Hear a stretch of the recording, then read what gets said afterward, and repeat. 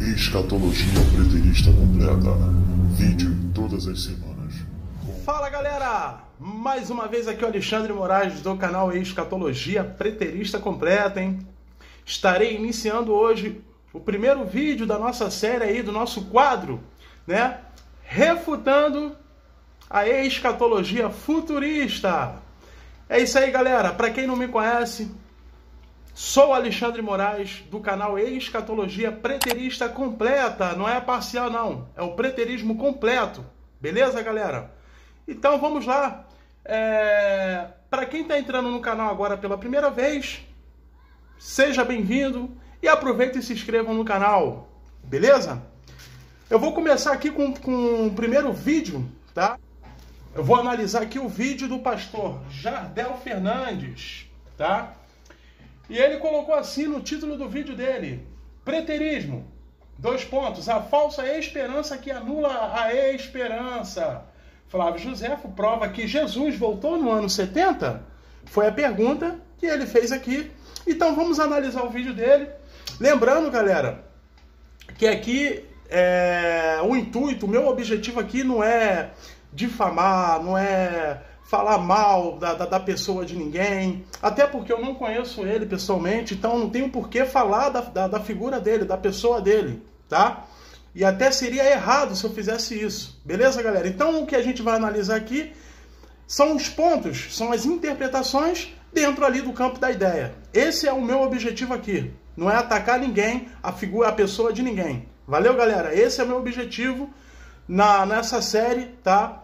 Que eu vou realizar aí durante esse período, beleza? Então vamos analisar aqui um vídeo de Jardel Fernandes, onde ele vai começar o seguinte, hein? Vamos lá. Olá, meus amados irmãos. Nesse vídeo eu quero tirar uma dúvida muito importante sobre o que realmente aconteceu no ano 70. Existe um grupo escatológico nos dias atuais que afirma que Flávio Josefo viu o arrebatamento e narrou o arrebatamento da igreja nos seus livros de história, tá? Então nós vamos ver o texto em que Flávio Josefo narra os acontecimentos e nós vamos concluir se Flávio Josefo viu ou não o arrebatamento da igreja, ok? E no final dessa breve mensagem a gente vai tirar uma conclusão bem exata, ok? Então vamos lá. Então vamos ver se Flávio Josefo viu o arrebatamento no ano 70, se o arrebatamento da igreja e a ressurreição dos mortos aconteceram realmente no ano 70. Vamos ler. Aqui no livro de Eusébio de Cesareia, a história eclesiástica, né? Eusébio de Cesareia narra o que estava no livro de Flávio Josefo, no livro 6 de suas histórias, com essas palavras. Aqui já a palavra de Flávio Josefo.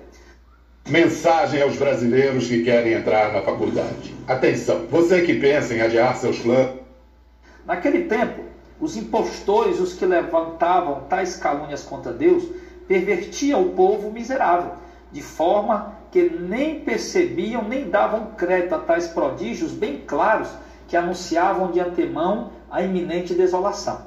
Antes, como se aturdidos por um raio e como se não tivessem olhos nem alma, faziam ouvidos surdos à mensagem de Deus. Esses foram, olha só o que Flávio Josefo narra: um astro que se deteve sobre a cidade, semelhantemente a uma espada de 2 gumes, e um cometa que durou todo um ano sobre a cidade de Jerusalém. Outra vez foi quando, antes da insurreição, né, da cidade ser destruída, e dos distúrbios que levaram à guerra, estando o povo reunido para celebrar a festa dos ázimos, né, que era a Páscoa, no 8º dia do mês de Jantico, à 9ª hora da noite, brilhou sobre o altar e o templo uma luz tão grande que poder-se-ia pensar que era dia, e isso durou uma meia hora. Aos ignorantes poderia parecer um bom sinal, mas os escribas interpretaram corretamente antes que os fatos ocorressem. Ele está dizendo que antes mesmo dos judeus se rebelarem, né, do exército romano vir rodear a cidade, aconteceu esse fato dessa luz que brilhou e passou quase meia hora brilhando ali sobre o altar. E na mesma festa, uma vaca que o sumo sacerdote conduzia ao sacrifício pariu um cordeiro no meio do templo. E a porta oriental do oriente, aliás, a porta oriental do interior, que era de bronze, muito pesada, e que havia sido fechada ao anoitecer com dificuldade por 20 homens, que trancaram solidamente com ferrolhos presos com ferro, além de ter gonzos profundos, abriu-se sozinha, às 6 da noite, ou seja, meia-noite.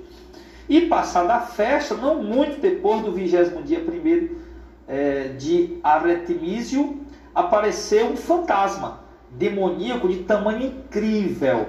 E o que se passará a dizer? Poderia parecer mentira se não tivesse sido contado pelos mesmos que o viram e se os sofrimentos que se seguiram não fossem dignos desses sinais. Então agora Flávio José vai narrar, continua narrando outros sinais. Preste atenção. De fato, antes do pôr do sol, apareceram pelo ar em redor de toda a região. Galera, eu tô deixando passar, rolar o vídeo, porque ele não começou a argumentar ainda. Então ele só tá ali lendo as histórias, né, os acontecimentos que aconteceram lá no período lá do ano 70, tá? De acordo ali com Flávio José. Beleza? Então eu não tô falando ainda, não tô argumentando, porque ainda não entrou ainda na argumentação dele, tá? Perante o assunto. Vamos lá, vamos continuar. Carros flamejantes,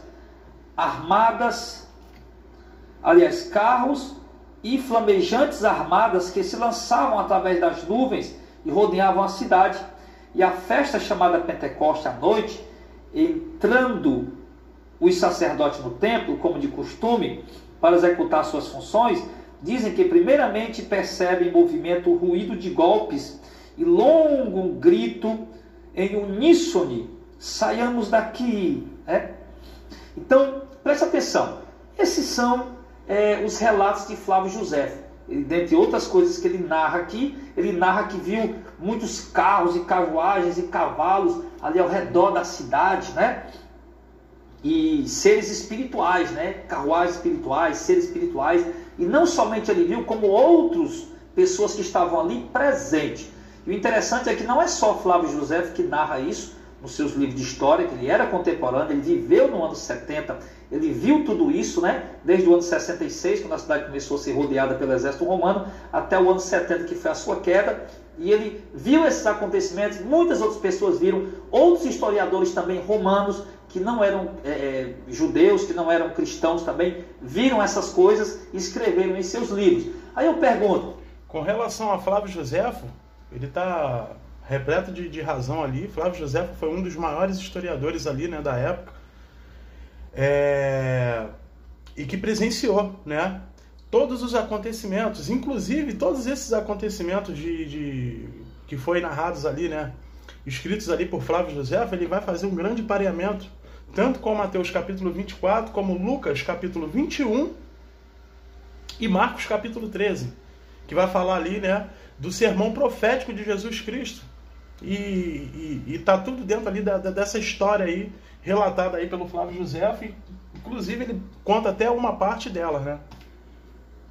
Mas vamos lá, vamos continuar. Agora ele vai começar a argumentar. Será que realmente o arrebatamento aconteceu no ano 70? Será que isso que Flávio José está descrevendo, essas carruagens ali de seres espirituais, de anjos e demônios ali e tudo mais, esse barulho, esses gritos que ele disse que ouviu, né? Esse cometa que durou um ano inteiro em cima da cidade, essa luz que brilhou sobre o altar durante meia-noite, passou quase meia hora, como se fosse de dia, claro. Será que esse foi o arrebatamento da igreja? Será que ali Jesus estava tirando o seu povo? Tá, queridos? Então vamos ver. Com certeza, Flávio José não está narrando o arrebatamento da igreja. Por dois motivos. Vamos lá, preste atenção. Primeiro, em momento algum, ele fala de ter visto Cristo em glória nas nuvens. Eles viram seres espirituais, seres angelicais, tanto demônios como anjos e exércitos de anjos, mas não viram Cristo, que é o personagem principal, que vai aparecer principalmente na hora do arrebatamento da igreja. Ele vai aparecer, todo olho verá. Segundo, Ô, Pastor Jardel, olha só. Como que todos que estavam ali em Jerusalém, ali no ano 70, naquele período ali, eles iriam ver Jesus Cristo vindo sobre as nuvens do céu em forma corpórea, né? Espírito não pode, porque seres humanos não teriam a capacidade de ver espírito em um mundo literal. Isso aí é fantasia.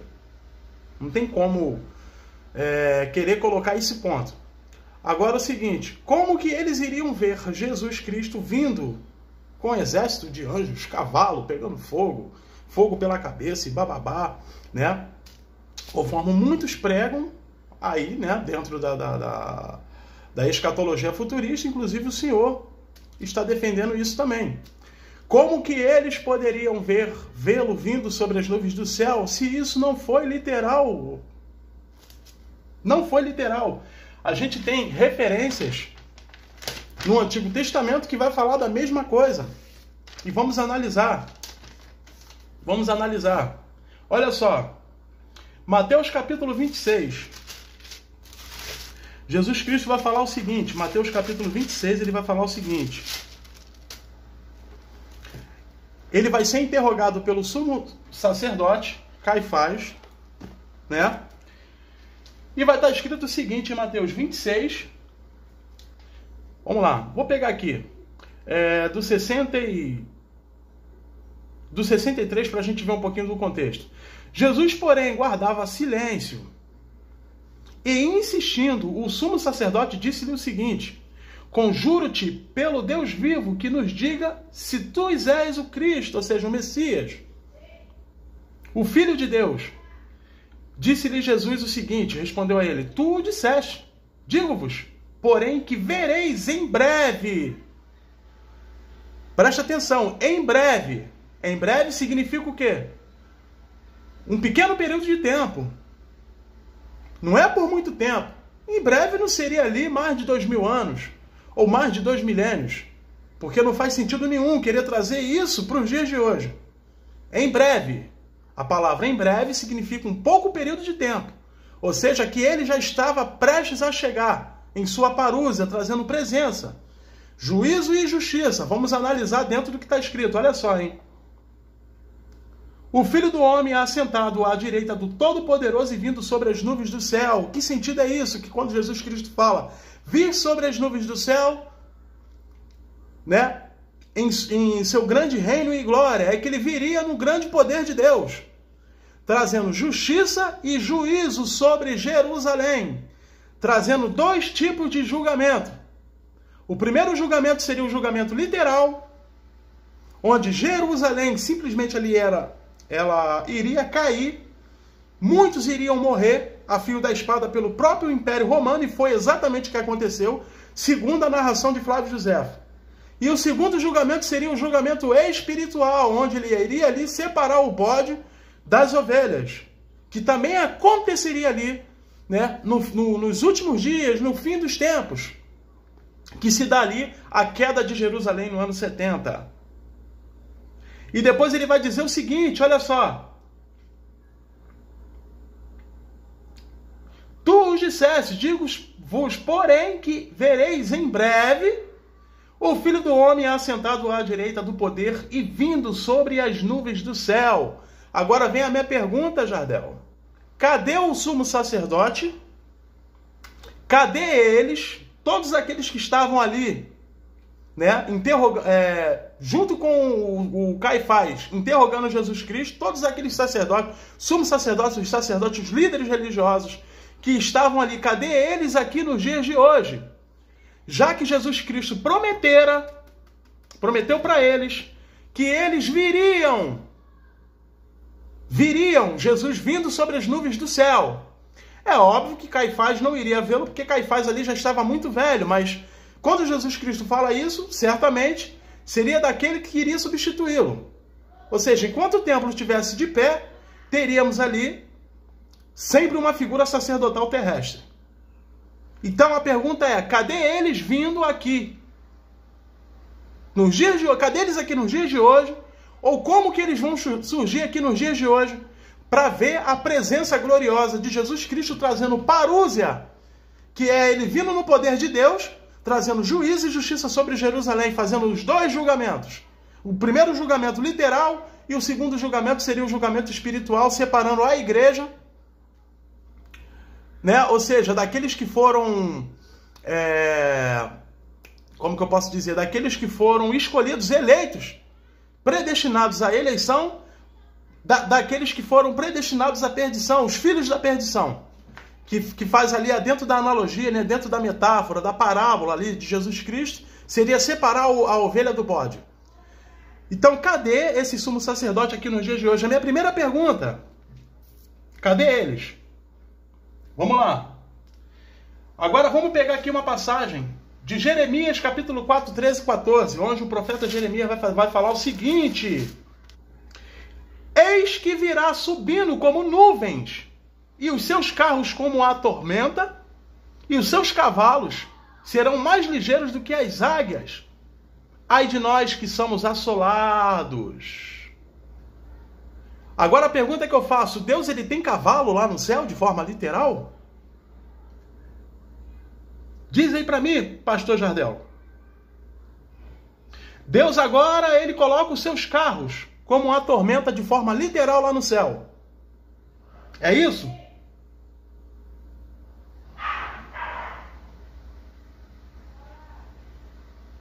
Olha aqui, ó. Deus agora tem cavalo de forma literal e cavalos lá no céu que tem asas, que ficam correndo e voando, sendo mais ligeiros do que as águias de forma literal. Como isso, pastor Jardel? Já que eu tenho que levar a segunda vinda de Jesus Cristo, que foi uma parúzia, né? Ele trazendo a presença no grande poder de Deus, que foi juízo e justiça de Israel de forma literal, como se Jesus viesse voando no cavalo e fosse fazer ali um julgamento de um mundo cosmos, que a gente vai analisar isso também. Vamos lá. Aí depois ele vai falar no versículo 14, olha só.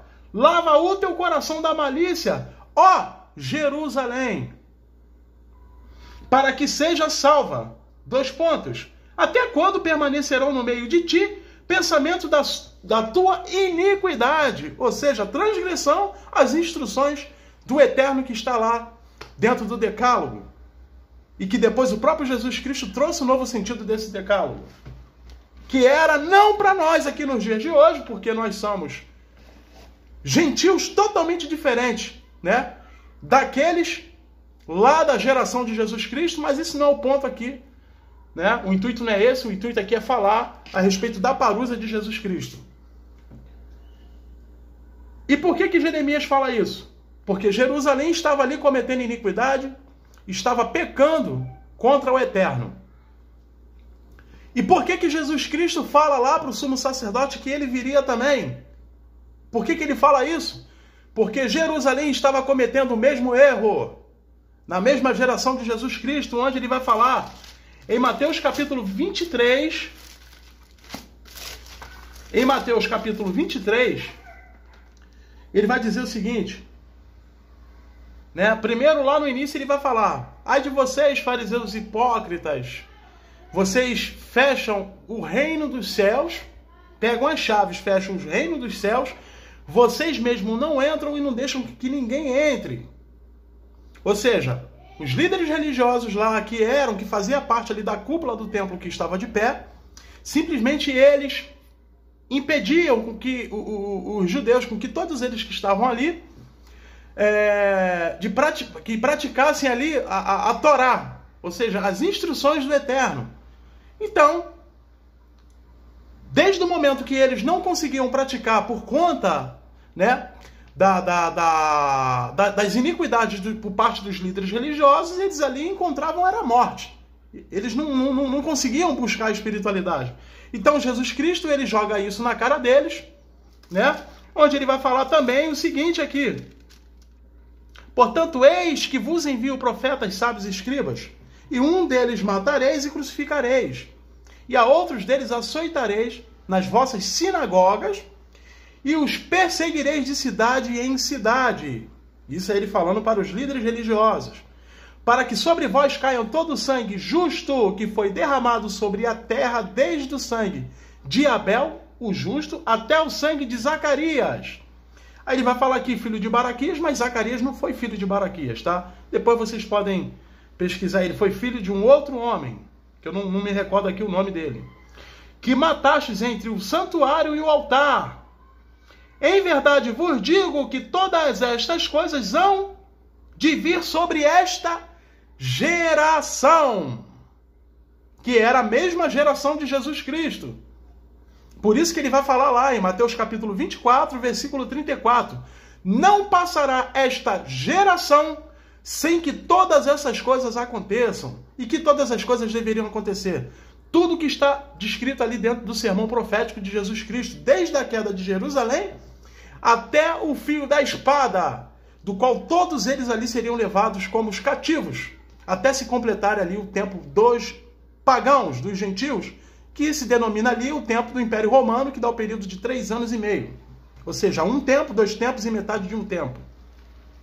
Aí depois ele vai dizer no 37, Jerusalém, Jerusalém, que mata os profetas e apedrejos que te são enviados. Quantas vezes quis eu juntar os teus filhos, como a galinha junta os seus pintinhos debaixo das asas, e tu não quiseste. Eis que vossa casa ficará-vos deserta. Porque eu vos digo que desde agora não vereis mais, até que digais, bendito que vem em nome do Senhor. Por que Jesus Cristo fala que Jerusalém ficaria deserta? Por que Jesus Cristo fala isso?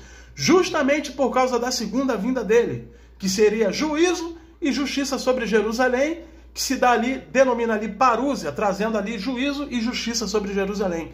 Ou seja, ele fazendo 2 julgamentos. O primeiro julgamento literal, que seria ali a destruição de forma literal de Jerusalém, onde ele colocaria ali o Império Romano, a besta, para poder destruir o falso profeta que foi Jerusalém. E por que falso profeta? Porque matou os profetas e apedrejou aqueles que foram enviados. O próprio Jesus Cristo fala aqui a respeito de Jerusalém, do qual é a famosa prostituta do Apocalipse 17 e do Apocalipse 18. Mas vamos lá.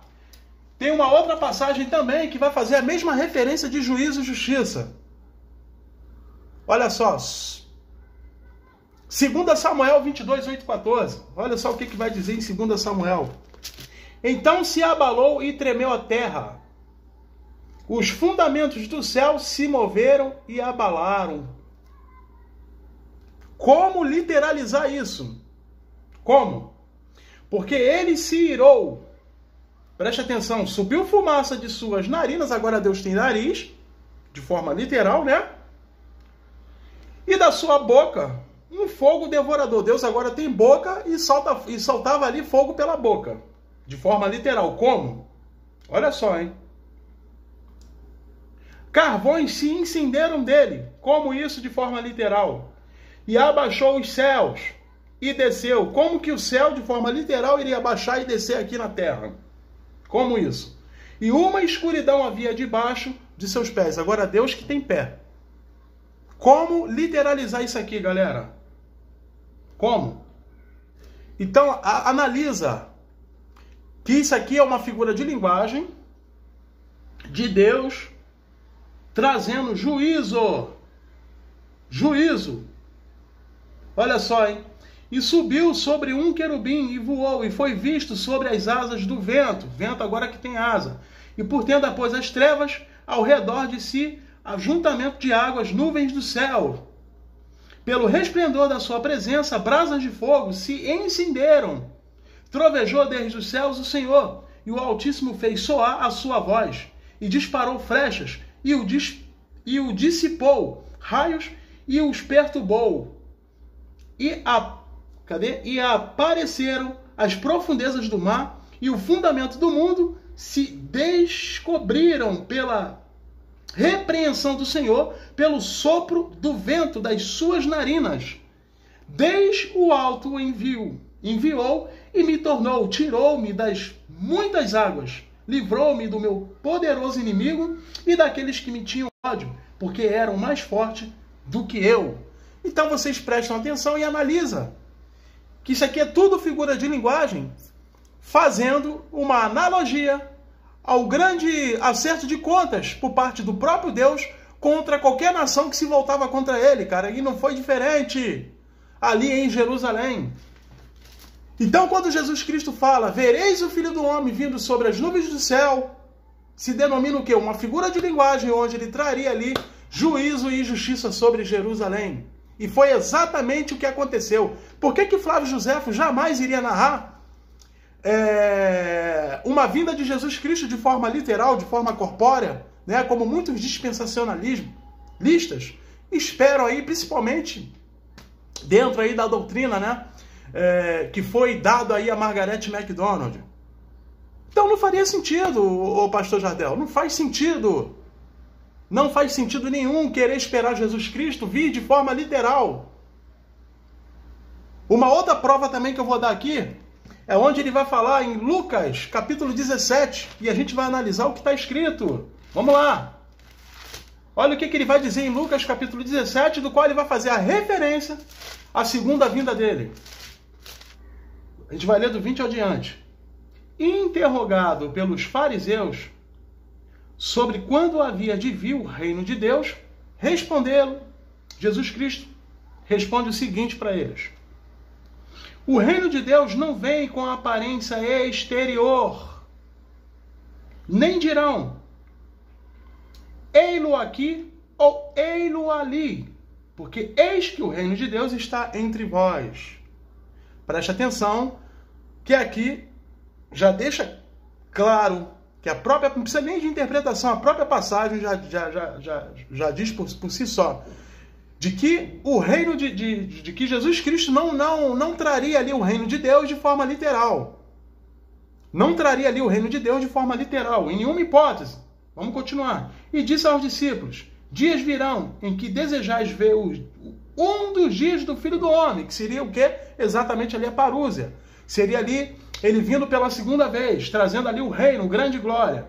E não o vereis. Por que ele fala isso para os discípulos? Porque a segunda vinda dele não seria literal, não seria uma segunda vinda física. E dir-vos-ão, ei-lo aqui ou ei-lo ali. Não vades nem os sigais. Ou seja, ele fala para os discípulos, alguns vão dizer, e o Messias está aqui, o Messias está ali, Jesus está aqui, acolá e bababá. Mas não siga, não vá, né, no que essas pessoas estão dizendo. E por que Jesus Cristo fala isso? Mais uma vez eu repito, porque a segunda vinda dele não seria literal. Olha só, 24, porque como o relâmpago ilumina desde de uma extremidade inferior do céu até a outra extremidade, assim será também o Filho do Homem no seu dia. Mas primeiro convém que ele padeça muito e seja reprovado por esta geração, que seria a mesma geração dele lá, que iria matá-lo, e tudo seria cumprido ali, ainda naquela mesma geração. Por isso que ele fala isso aqui também. Então percebe-se nitidamente aqui, pastor Jardel, que a segunda vinda de Jesus Cristo, ela não seria jamais literal, ele vindo no seu grande reino e glória, trazendo ali o reino de Deus, no ano 70, né? Onde iria ali se cumprir todas as coisas. A gente vê isso também, olha só, hein? Em Lucas capítulo 21, ele vai dizer o seguinte aqui,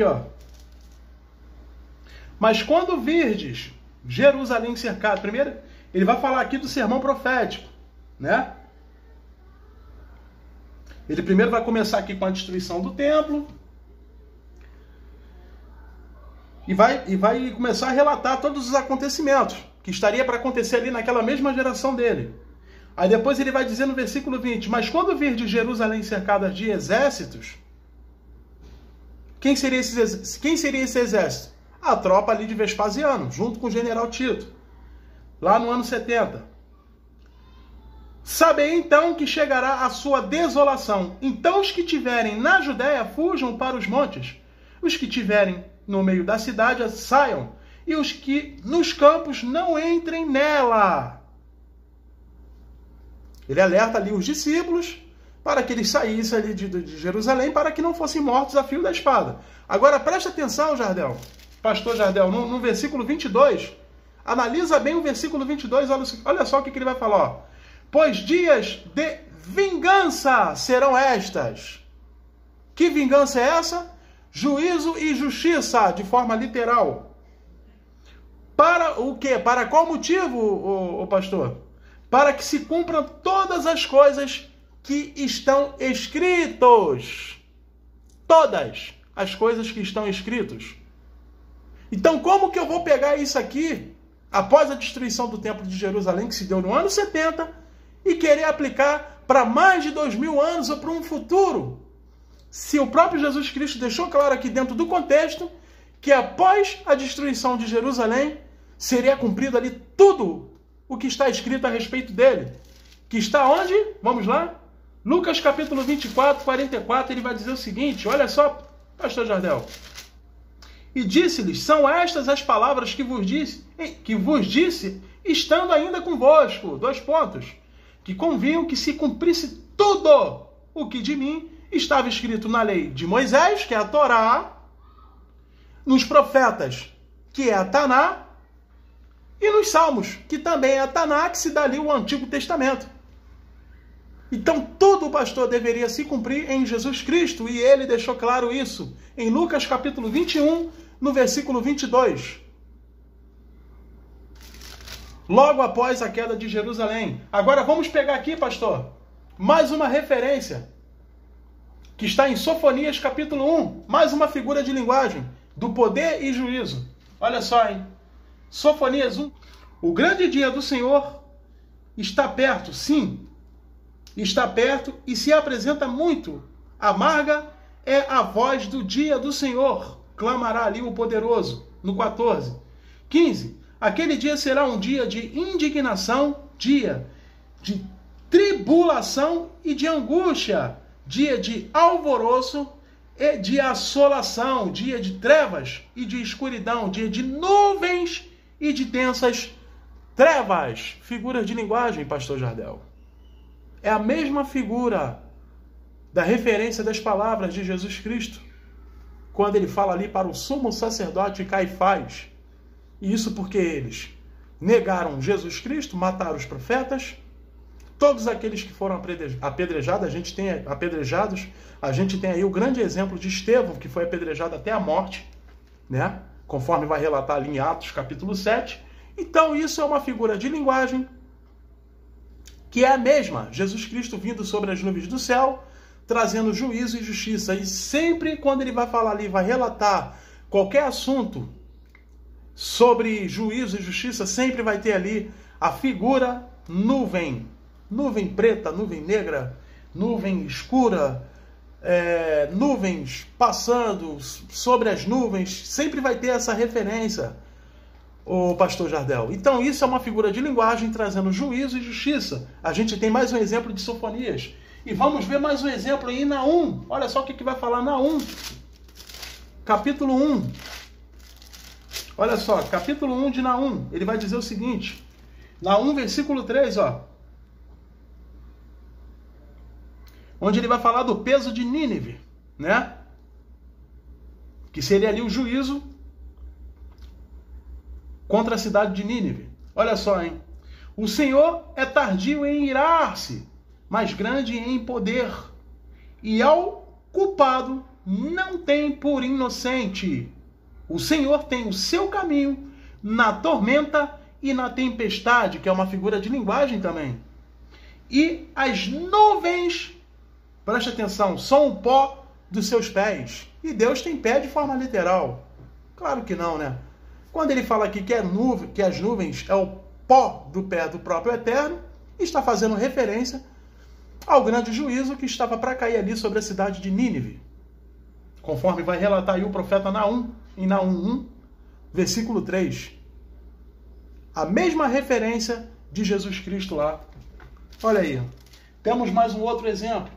Olha só, hein? Salmos capítulo 18, versículo 11 e 12. Preste atenção. Fez das trevas o seu lugar oculto. O pavilhão que o cercava era a escuridão das águas e as nuvens dos céus. Mais uma figura de linguagem, fazendo a representação ali do grande poder do Eterno.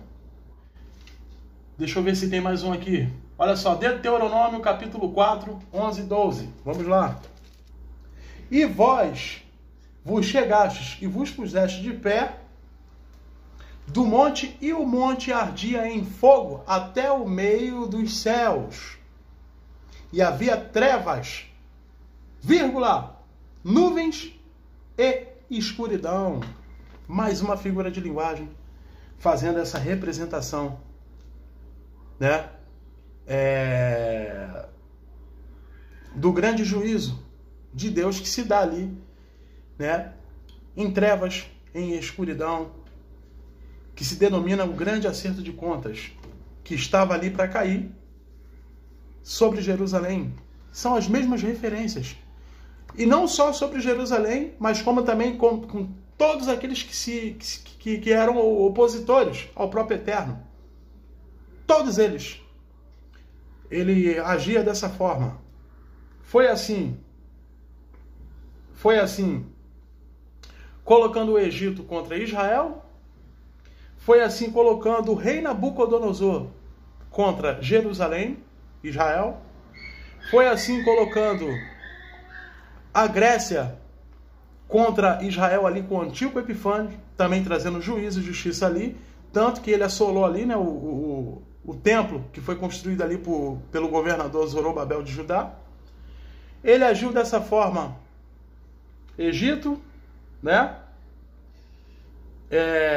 Ele agiu dessa forma com o próprio Império Romano, que fez aí a grande destruição no ano 70. Então se denomina isso, pastor Jardel, não tem nada a ver, segundo a vinda de Jesus Cristo, vindo sobre as nuvens do céu de forma literal. Até porque se ele viesse ali de forma literal sobre as nuvens do céu, teríamos que acreditar, teríamos que estar então dentro da doutrina, né, dos kardecistas, do espiritismo. Ou seja, teríamos que acreditar em quê? Em reencarnação, então? Porque Jesus, para todos de um mundo cosmos, todos os seres humanos ver Jesus Cristo, teria que ser ali de forma literal. Ou seja, ele vir de forma literal ali, ele reencarnar, vir para toda a humanidade em um mundo cosmos vê-lo. Não faria sentido nenhum, né, pastor Jardel? Não teria lógica. Agora, uma outra passagem que eu vou colocar aqui, onde você vai falar aí o seguinte, vamos lá. Você vai continuar. Não apareceu. Flávio José não narra que viu isso. Deixa eu só voltar aqui. Vai aparecer. Todo olho verá. Segundo, e ele não apareceu. Flávio José não narra que viu isso. Tá? Você falou que todo olho o verá. A manifestação de Jesus Cristo vindo sobre as nuvens do céu. Vamos lá, Apocalipse capítulo 1. Vamos ver se realmente é o que está escrito? Vamos lá. Vamos ver se condiz, se tem coerência e lógica? Vamos lá, Apocalipse capítulo 1. João vai dizer o seguinte: eis que vem com as nuvens. Ou seja, Jesus trazendo parúzia e vindo na presença do poder de Deus, trazendo juízo e justiça sobre Jerusalém, sobre aquele mundo habitado, que não tem nada a ver com o mundo cosmos, e eu vou provar para você aí. Olha só, hein? Eis que vem com as nuvens, vírgula, e todo olho o verá. O senhor não leu o resto, só leu só até esse pedacinho. Não leu o resto. Preste atenção do restante. Vírgula, até os mesmos que ultrapassaram. Conforme lá no Evangelho de João está escrito que os oficiais enfiaram a lança em Jesus Cristo na cruz. Esses que ultrapassaram, inclusive, é o cumprimento de uma das profecias, que vai estar lá na Taná. Agora a pergunta que eu te faço, pastor Jardel. Cadê? Onde é que está? Onde é que está esses oficiais romanos aqui nos dias de hoje? Para poder ver a manifestação de Jesus Cristo, supostamente, vindo de forma literal, sobre as nuvens do céu. Aonde é que estão esses oficiais? Porque o próprio Jesus Cristo, ele prometeu aí. Ele prometeu que esses oficiais, que aqueles que ultrapassaram ele na cruz, viriam, ele vindo sobre as nuvens do céu. Viriam. Ah, mas aí alguns, de repente alguém vai colocar aí no comentário o seguinte: não, mas esses oficiais romanos, eles ressuscitaram, eles vão ressuscitar naquele grande dia, no suposto grande dia que ainda está para vir, né? Segundo aí a escatologia futurista. Esses oficiais romanos, eles vão ressuscitar naquele grande dia e aí eles vão ver, né, Jesus Cristo vindo sobre as nuvens do céu de forma literal. Alguém vai colocar aí. Só que vai estar escrito lá, em Tessalonicenses, apóstolo Paulo vai dizer para a igreja de Tessalonicenses que só iriam ressuscitar, que iriam ressuscitar aqueles que morreram crendo em Cristo. Olha aí, ó. Está escrito aí, ó. Aqueles que morreram crendo em Cristo. Isso é o que está escrito lá. Então não faria sentido nenhum. Não faria sentido nenhum querer colocar que esses oficiais romanos que ultrapassaram Jesus Cristo na cruz vão ressuscitar naquele grande dia. Isso não tem lógica, não faz sentido. Aí depois ele vai falar, ele vai dizer depois o seguinte, ponto e vírgula, e todas as tribos da terra se lamentarão sobre ele. Quem são essas tribos? As 12 tribos de Israel, que já se faziam presentes, que estavam na diáspora, lá naquela mesma geração de Jesus Cristo, até porque todos eles se reuniram ali no Atos dos Apóstolos. Isso está em Tiago, capítulo 1, versículo 1. Aí, ó. É só analisar. Todas as tribos já se faziam presente lá. Agora a pergunta que eu faço. Existe tribos de Israel nos dias de hoje? Aonde é que está? Não, Alexandre, mas as tribos que estão aí nos dias de hoje conforme o que foi reconstruído aí em 1948, Jerusalém de novo aí, pela ONU. Aí a outra pergunta que eu faço, onde é que está isso nas profecias? Porque a profecia só vai falar ali de primeiro templo literal, segundo templo literal, acabou. E depois o terceiro templo, que seria ali o corpo de Jesus Cristo na ordem de Melquisedeque, conforme Salmo 110. E o autor aos Hebreus também vai mencionar isso. Então não existe nenhuma profecia que venha falar de uma construção de um terceiro templo literal. Se o templo era uma das maiores representações de Jerusalém, conforme Salmos 122, né? Uma das maiores representações da cidade de Jerusalém, e nós não temos aqui o templo nos dias de hoje, não temos figura sacerdotal terrestre, não temos sacrifícios de animais aqui nos dias de hoje, porque Jerusalém ela foi destruída no ano 70 e acabou se cumprir todas as profecias. Então como que eu vou querer mencionar e dizer que essas tribos estariam aqui nos dias de hoje, ou viriam? Jesus Cristo supostamente vindo ainda num tempo futuro. Se o próprio Jesus vai falar que as 12 tribos de Israel, todas as tribos da terra, a palavra terra é a referência à nação de Israel. Né?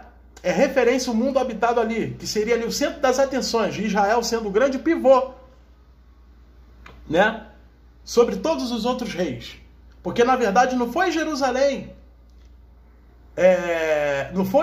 os reis não existiram, Jerusalém não existiu por causa dos outros reis, por causa de Egito, por causa de Assíria, por causa de Babilônia, Medo-Pérsia, Grécia e Império Romano. Jerusalém não existiu por causa deles, eles existiram por causa de Jerusalém. Então Jerusalém ela é a grande pivô, o centro das atenções, o centro da terra. Então quando a palavra menciona ali, tribo da terra é a tribo de Israel. Essa que estaria lá e aconteceu isso, porque todos eles se encontraram ali no Atos dos Apóstolos, que vai falar em Atos capítulo 2, onde vai falar que todos os povos de outras nações se reuniram ali em Jerusalém, dentro dos cantos quatro do mundo, da terra, dos confins da terra, que também é uma figura de linguagem, né, fazendo a representação ali de um mundo habitado, de um mundo deles ali, onde o próprio Império Romano era o grande dominador do mundo. Então não faria sentido, pastor Jardel. Vamos lá. Aí vem a minha pergunta. Cadê as 12 tribos de Israel aqui nos dias de hoje? Como que o Senhor vai provar isso para mim dentro do campo da ideia e dentro da lógica? Porque teríamos que ter uma profecia que venha falar sobre uma Jerusalém e Israel existentes aqui nos dias de hoje. Então não tem. Vamos lá, vamos continuar aqui, hein? Essas outras coisas ele viu, mas ele não narra que viu o Cristo nas nuvens em poder e glória. Segundo, Flávio José, nenhum historiador narra que sumiram corpos de túmulos, porque na hora do arrebatamento da igreja, Jesus vai tirar os salvos que morreram, vão ressuscitar e vão subir aos céus para estar com ele. E não há narração nem de Flávio José, de nenhum historiador, seja ele judeu, romano, seja qual for. Não há nenhum escrito que diga que corpos sumiram dos sepulcros, ou que pessoas desapareceram no meio da multidão. Porque quando Cristo vier nas nuvens para arrebatar a igreja, tanto os crentes que estão mortos vão ressuscitar e subir ao céu, como os crentes que estiverem vivos vão ser arrebatados e subir ao encontro do Senhor. Pastor Jardel, isso é muita fantasia. Como que Flávio José, como que outros historiadores, pastor Jardel, iria ali narrar Jesus Cristo vindo sobre as nuvens do céu e todos aqueles corpos sendo ressuscitados de forma literal? A ressurreição, houveram duas ressurreições. A primeira ressurreição, que foi ali na cruz, que foi o batismo de cruz, Romanos capítulo 6, né? Onde o apóstolo Paulo vai usar ali de metáfora, vai fazer uma metáfora ali, dando um exemplo de que era morrer com Cristo e ressuscitar com Cristo. Então todos aqueles que fossem eleitos, que iriam, né, aceitar as palavras de Jesus Cristo, que iriam aceitar os ensinamentos, as boas novas de Jesus Cristo, automaticamente já receberiam o Espírito e seriam batizados no Espírito, que é o único batismo que passou a ser vigorado, porque o de João Batista ficou para trás. Então, o que valia ali era o batismo de Jesus, que seria ali o batismo no Espírito. Então, ali seria a primeira ressurreição espiritual, se cumprindo ali a profecia de Jeremias, onde o Espírito de Deus, que também não é uma terceira pessoa da Trindade, mas não vem um caso, né? Lá a palavra lá, o significado mesmo ali do Espírito seria o sopro, o vento, o poder de Deus, que emana do próprio Deus, que entraria na mente deles. E eles passariam a fazer todos os prodígios de Jesus Cristo. Então, pastor Jardel, como que isso seria de forma literal? Não teria como. Primeira a ressurreição foi a ressurreição ali de cruz, onde eles passaram a ter o Espírito de Deus na mente deles, e ali eles passaram a fazer todos os prodígios de Jesus Cristo e lutar, conseguir ter forças para poder dominar a natureza humana e não ser mais escravo delas. A gente tem vários exemplos aí nas cartas do apóstolo Paulo para as 7 igrejas da Ásia.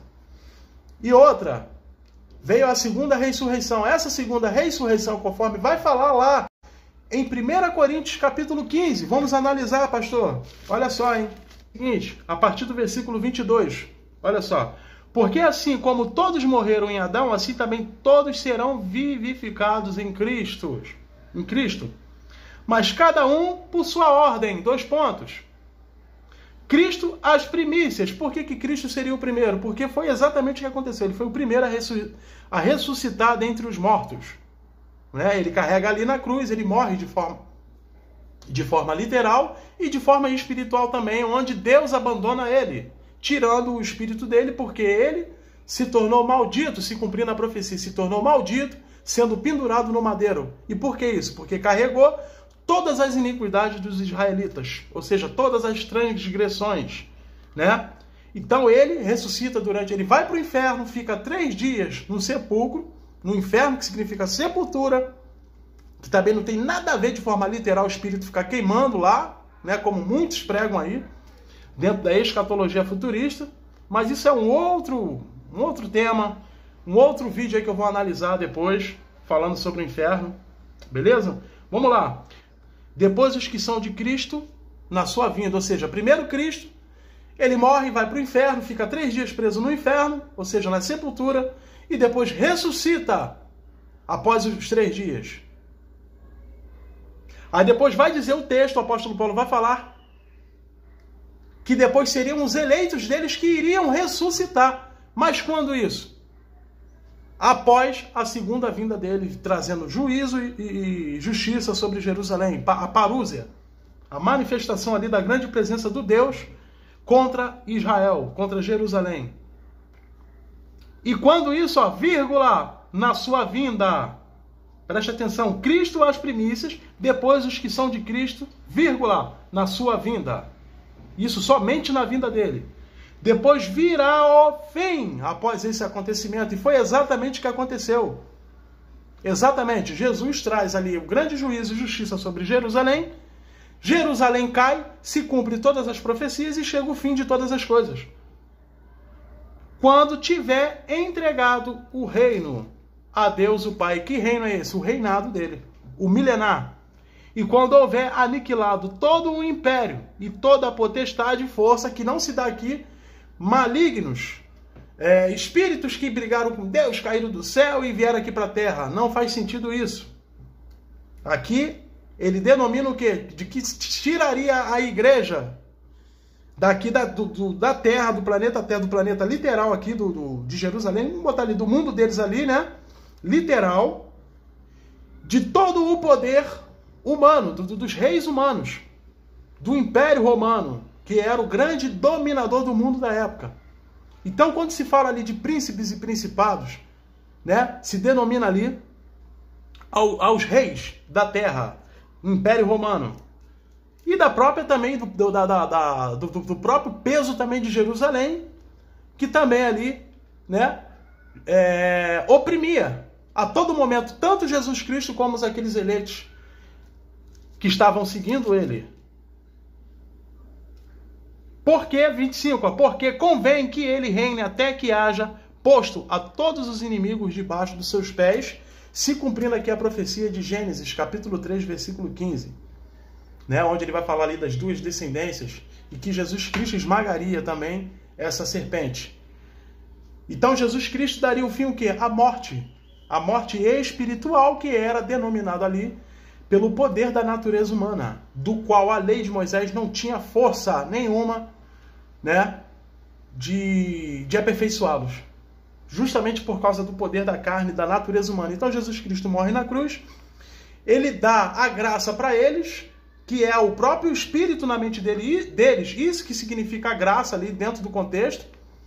A graça, eles recebem essa graça, que é o Espírito de Deus, e eles passam a lutar, ter forças para lutar contra a natureza humana. Então, o último inimigo a ser destruído é quem? A morte. Ou seja, dentro de uma metáfora, dentro de uma figura de linguagem, Jesus Cristo pisando em cima da cabeça da serpente, que é denominando ali a natureza humana caída de Adão. Correto? Vamos lá, vamos continuar.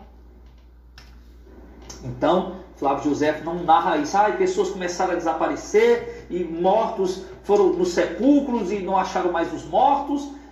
Ele não narrou nada disso. Uma pergunta que eu vou fazer para o senhor, pastor Jardel. Se a ressurreição dos mortos é de forma literal, então me explica como que vai ressuscitar de forma literal aqueles que foram degolados, aqueles que foram comidos por leões, aqui nos dias de hoje, né? Os que são aí queimados. Diz aí para mim, pastor Jardel. Todos esses aí que somem completamente com o corpo, desaparece. Como que eles vão ressuscitar de forma literal? Será que vai ter uma mágica ali? Jesus Cristo vai vir e vai fazer ali a mágica? Não, agora vamos reviver de novo e juntar pedaço por pedaço. Ou senão, não, cadê aquele leão que morreu? Onde que está o leão? Vamos pegar lá os corpos que estão tudo dentro do estômago desse leão e vamos fazer ressuscitar todos eles. De forma literal. Como isso, pastor Jardel?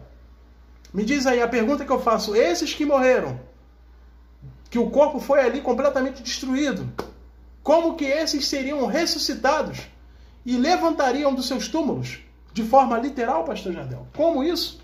Vê se tem lógica um negócio desse, vê se faz sentido isso. Ok? Terceiro ponto, porque Flávio José não está narrando o arrebatamento da igreja, isso aqui não é arrebatamento, o arrebatamento não aconteceu no ano 70, ainda vai acontecer.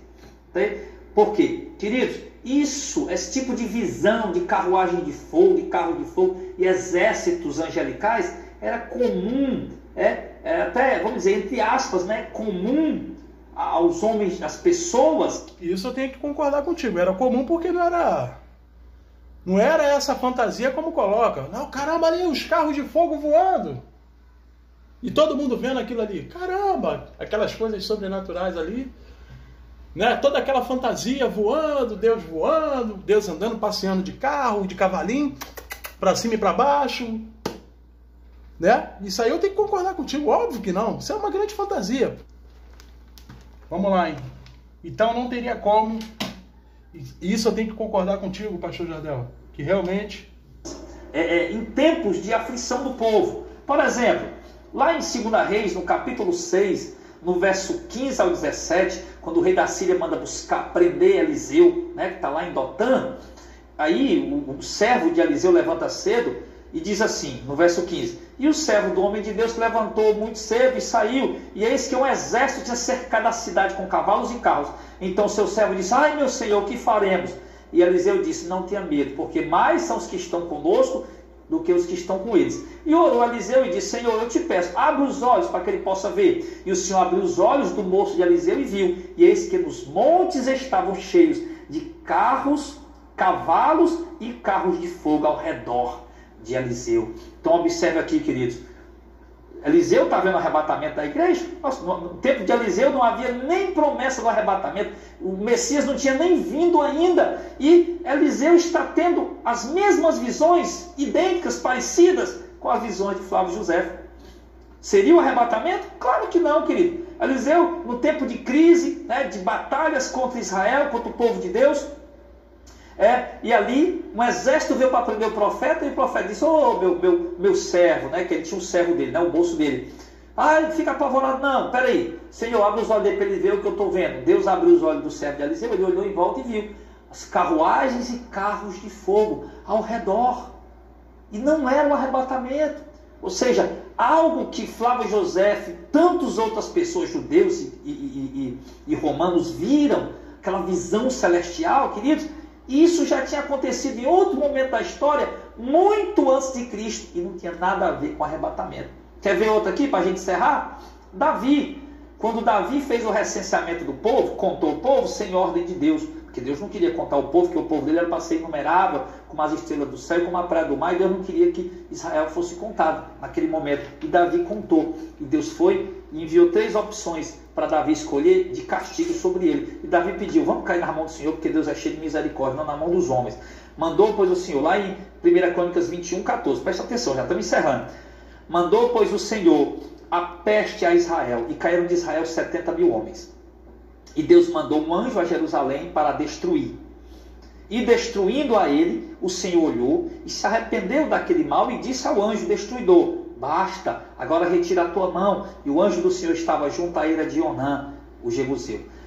E levantando Davi os seus olhos, viu o anjo do Senhor que estava entre a terra e o céu, com uma espada desembainhada na mão, estendida contra Jerusalém. Então Davi e os anciãos, cobertos de saco, se prostraram sobre o seu rosto. Ou seja, Deus está enviando um juízo contra Israel, por conta do pecado de Davi, né? Pessoas estão morrendo, 70 mil pessoas morreram de uma praga. Deus abre os olhos de Davi para ele enxergar, e Davi vê o quê? Um anjo poderoso, com a espada na mão, flutuando entre o céu e a terra, com a espada desembainhada, e a peste assolando o povo. E Davi teve essa visão extraordinária. E tantas outras visões nós vamos ter lá no Antigo Testamento, semelhantes, parecidas com aquilo que Flávio José viu, do ano 66 até o ano 70. Eles foram vendo essas visões, viram uma, viram outra, né? Se narra aqui, esse cometa que passou quase um ano em cima da cidade, essa luz que brilhou meia-noite como mais claro do que o sol, que parecia dia,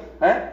E esse exército aqui que Flávio José viu ao redor, né? Carros de fogo armados que se lançavam através das nuvens. Então Flávio José viu ali carros de fogo, carruagem que iam sobre as nuvens ali, iam e voltavam e tal. Então assim, nós estamos vendo aqui, querido, e os preteristas dizem, aliás, os preteristas afirmam que Flávio José viu o arrebatamento, narrou o arrebatamento, querido, e como ficou claro para nós aqui, não foi o arrebatamento. Eu sou um preterista completo. Eu nunca defendi isso. Pelo menos no preterismo que eu defendo, a escatologia preterista completa que eu defendo, nunca defendi isso, nunca mencionei isso. Se tem algum preterista que fez essa menção aí de que Flávio José viu o arrebatamento da igreja ali, né? Não teria como Flávio Josefo narrar ou ver qualquer tipo de arrebatamento da igreja. Não teria como ele narrar isso, não teria como ele mencionar isso. Repito, arrebatamento da igreja ela não foi literal. Ela foi completamente ali espiritual. Ou seja, todos eles morreram de forma literal, todos eles viveram até os seus últimos dias de vida, morreram de forma literal e conforme eles iam morrendo, ia se encontrando com Cristo de forma espiritual, automaticamente. Automaticamente. Esse negócio que é ensinado, não porque Jesus Cristo vai vir num cavalo voando e bababá, isso aí nada faz sentido, ô pastor Jardel, não tem lógica um negócio desse. E eu já provei para você aí, já mencionei aqui as escrituras, né? Que a segunda vinda de Jesus Cristo ali se denomina parúzia, trazendo juízo e justiça sobre Jerusalém, que era a mesma coisa que aconteceu lá. Por isso que a gente vai ver ali no Apocalipse de João, ele sempre mencionando, né? O que iria acontecer com a famosa prostituta, que se denominou quem? Jerusalém. Aquela que se vestia com as roupas dos sacerdotes, porque o próprio João vai descrever, né? Que era a cor de púrpura e escarlate, vermelho, que era a mesma referência na descrição lá de Deuteronômio, de Êxodo, lá por parte de Arão, na figura de sacerdotal, né? Ele vai mencionar aquela que ele vai colocar também outras referências que vai denominar ali, do qual a gente tira ali que Jerusalém era grande, a famosa prostituta, né? A mensagem de Jesus Cristo que eu falei logo no início do vídeo aí de Mateus 23, Jerusalém, Jerusalém, que mata os profetas e apedrejam aqueles que te são enviados, né? O próprio Jesus Cristo, ele mencionou isso, que eu vou colocar aqui também, que eu não mencionei logo, eu era para ter colocado no início, mas não mencionei, que está em Lucas capítulo 19. E quando ia chegando, vendo a cidade, que cidade? Jerusalém. Chorou sobre ela, dizendo, se tu conhecesses também, ao menos neste teu dia, o que a tua paz pertence. Mas agora isto está encoberto aos seus olhos. Por quê? Porque eles eram filhos da perdição e já eram predestinados a não aceitar nada do que Jesus Cristo iria ensinar para eles. Eles iriam rejeitar as boas novas de Jesus Cristo. Então, os olhos deles estariam ali com escama, né? Seriam cegos, espiritualmente falando. Porque dias virão sobre ti, em que os teus inimigos te cercarão de trincheiras e te sitiarão e te estreitarão de todos os lados. Quem são esses inimigos? Exatamente os pagãos, que se denomina ali o Império Romano, que entraria lá em Jerusalém e faria o acerto de contas. Aí depois ele vai dizer no 44, e te derrubarão a ti e os teus filhos que dentro de ti estiverem, e não deixarão em ti pedra sobre pedra, porque não conhecestes o tempo da sua visitação. Né? Por que Jerusalém iria ser destruída? Justamente porque por ter negligenciado Jesus Cristo, ter matado os profetas, apedrejado aqueles que foram enviados, conforme ele vai relatar em Mateus 23. Então, o juízo e justiça, ou seja, a grande parúzia que se denominou ali no ano 70, cairia sobre eles. Agora, uma pergunta que eu vou fazer para você, pastor Jardel. Me mostra aí outro Atos dos Apóstolos, após o ano 70? A continuidade das Escrituras? Aonde é que tem? Aonde é que está? O que a gente tem aí, né? É o catolicismo sendo iniciado ali pelos pais da igreja, Constantino ali no ano, se não me engano, 325, inicia ali o catolicismo e vem aí os pais da igreja, né? Fazendo aí a construção do catolicismo e nasce quem? Através de Martinho Lutero, o protestantismo que está aí, ó, impregnado até os dias de hoje. Agora a pergunta que eu faço, após o ano 70, cadê a continuidade dos apóstolos? Cadê os apóstolos? Onde é que eles estão? Porque lá em Lucas capítulo 21, Jesus Cristo ele vai falar, em João capítulo 21, aliás, 21, vai estar escrito o seguinte, Jesus Cristo vai falar que aquele que ele mais estimava estaria vivo para poder também vê-lo vindo sobre as nuvens do céu, trazendo juízo e parúzia. Juízo e justiça na grande parúzia, ali no ano 70. Aí a pergunta que eu faço, cadê o apóstolo João aqui nos dias de hoje? Para poder presenciar a grande manifestação de Jesus Cristo vindo sobre as nuvens do céu, que foi uma figura de linguagem, trazendo juízo e justiça. Aonde é que está, Jardel? Essa é a minha pergunta. Tire isso da tua cabeça. O arrebatamento ainda não aconteceu. Não vou entrar aqui em mais pontos para abordar, porque nós já temos muitos estudos sobre isso e vamos fazer muitos outros. Mas eu estou aqui para mostrar isso que eles usam no livro 6 das histórias, né, escritas por Flávio Joséfo, desses fatos históricos, história dos judeus, história das guerras judaicas, tá? Então, isso está registrado no livro de Flávio Joséfo e de tantos outros escritores. Mas não era o arrebatamento, querido. Lamento muito frustrar, tá? A expectativa de vocês aí, preteristas, de que Jesus não vai voltar, que ele já voltou no ano 70, mas Jesus não voltou, meu amado. Nós ainda estamos o aguardando. E sim, ele virá nas nuvens com poder e glória, mas todo olho verá, inclusive Flávio José, porque todos vão... Todo olho verá, até mesmo aquele que ultrapassaram Jesus na cruz e as 12 tribos de Israel também estariam lá para ver. Aí a pergunta que eu faço mais uma vez, cadê eles aqui nos dias de hoje? Onde é que eles estão? Porque só fala só do pedacinho, né? Só o pedacinho o pastor Jardel coloca ali, todo olho verá, só isso que ele menciona, mas o restante, vírgula, até mesmo aquele que ultrapassaram Jesus na cruz e aqueles, as 12 tribos de Israel, as tribos da terra. Terra denominada ali a nação de Israel. Em um mundo habitado, mundo oikomene. Vão ter que ver Cristo, né? Porque todos vão ter que ressuscitar e ver Cristo em glória, tá bom, meu querido? Mas no momento do arrebatamento ainda está para acontecer, ok? E certamente vai ficar registrado na história pelos historiadores que estiverem presentes naquele momento, tá? Mas ainda não aconteceu. Que possa ter ficado claro, ok? Que Deus abençoe em Cristo Jesus e espero ter contribuído aí para o entendimento de vocês. É isso aí, galera. Finalizei aqui o vídeo do pastor Jardel, né? Fiz aqui uma pequena análise. Então, de acordo com o que eu tenho falado aqui, com o que eu mostrei para cada um de vocês aqui, vocês mesmos tiram as próprias conclusões de vocês aí e analisem também aí e vê se faz sentido, vê se tem lógica, vê se é coerente, né? A gente tem aqui mais uma passagem, porque ele vai falar aqui, não, que todo olho verá o arrebatamento, todo olho vai ver o arrebatamento de forma literal, entrando em contradição com as palavras de Jesus, ou seja, colocando Jesus como mentiroso, porque o próprio Jesus vai falar em Mateus 24, vamos lá, olha só, hein, para finalizar, tá, galera, o vídeo, hein? Vamos lá. E este evangelho do reino será pregado em todo o mundo, em testemunha a todas as nações, vírgula, então virá o fim. Ou seja, Jesus Cristo ele fala que o evangelho seria pregado, uma das promessas dele, que seria pregado em todo mundo. Que mundo é esse, galera? Analisa aí o print aí que eu estou colocando aí, ó. Olha aí, ó. No grego, o que significa o mundo aí, ó? Em Mateus 24:14. Tá aí, ó. Mundo oikomene. Mundo oikomene, ou seja, mundo habitado deles, onde o Império Romano era o dominador do mundo e Jerusalém, simplesmente ali, era subjugada pelo esse mesmo império.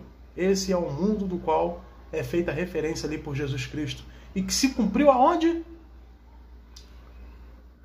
Na Ásia habitada. Conforme o próprio João vai mencionar em Apocalipse 14, Apocalipse capítulo 1. João ele vai dizer, só para finalizar, galera, olha só, revelação de Jesus Cristo, a qual Deus lhe deu para mostrar aos seus servos as coisas que em breve, mais uma vez em breve, ou seja, pouco período de tempo, e querem colocar isso para mais de 2000 anos, para mais de 2 milênios, que nada faz sentido de acontecer, e pelo seu anjo as enviou e as notificou a João, seu servo. Mas querem colocar que os servos aqui, dentro do contexto de Apocalipse, são as pessoas, os líderes religiosos que estão aqui nos dias de hoje, os pastores, né? Que estão aqui nos dias de hoje, não sei por quem que eles foram levantados, porque os apóstolos não estão aqui. Não tem outro Atos dos Apóstolos, não tem nada. Não tem mais nenhuma nenhum concílio nos dias de hoje. Não existe mais nada disso. Então, através de quem que esses homens que estão aí hoje, né, se intitulando como pastor, como apóstolo, como presbítero, podem se encaixar aqui dentro do contexto de João. Olha aí, ó. O qual testificou da palavra de Deus e do testemunho do Senhor Jesus Cristo de tudo que tem visto, tudo. Aí depois ele vai falar mais adiante. Ele vai dizer o seguinte, olha só, hein? Eu fui arrebatado no Espírito no dia, pretérito perfeito, passado, do Senhor, e ouvi de trás de mim uma grande voz como de trombeta, que dizia o seguinte, Jesus Cristo ele vai falar para João, João, faz o seguinte, eu peço para você fazer o seguinte, escreve um livro, que é o livro de Apocalipse, e envia-os para quem? Para as igrejas que estão constituídas aqui nos dias de hoje, segundo o que está escrito, galera, que as igrejas que são levantadas aqui nos dias de hoje, segundo o que está escrito, não, envia-os às 7 igrejas que estão, que eram no presente lá na geração de João, estão na Ásia. Aí ele vai citar Éfeso, Esmirna, Pérgamo, Tiatira, Sardes, Filadélfia e Laodiceia. Eram igrejas que se faziam presentes lá. E elas foram propagadas por conta da plenitude dos gentios, porque precisava se cumprir as profecias. Então a noiva de Cristo, a igreja verdadeira, aquela que jamais iria pecar contra o Eterno, ser, né, digamos assim, entrar, cometer iniquidade, como a antiga Jerusalém.